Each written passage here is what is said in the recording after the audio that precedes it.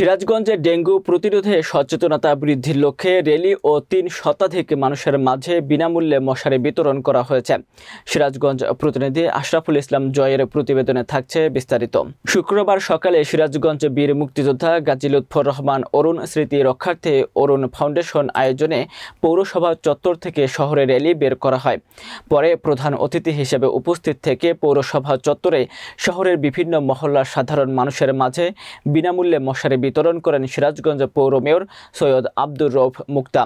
এ সময় উপস্থিত ছিলেন বীর মুক্তিযোদ্ধা সোহরাব আলী, বীর মুক্তিযোদ্ধা ফজলুর রহমান, সিরাজগঞ্জ সম্মিলিত সাংস্কৃতিক জোটের সাধারণ সম্পাদক ইমরান মুরাদ, অরুণ ফাউন্ডেশনের জেলা সমন্বয়ক মঞ্জুরুল সহ অন্যান্য সদস্যবৃন্দ। উল্লেখ্য, দীর্ঘদিন ধরে অরাজনৈতিক ও স্বেচ্ছাসেবী সংগঠন আর্ত মানবতার সেবাসহ নানা ধরনের মানবিক কর্মকাণ্ড বাস্তবায়ন করে আসছে।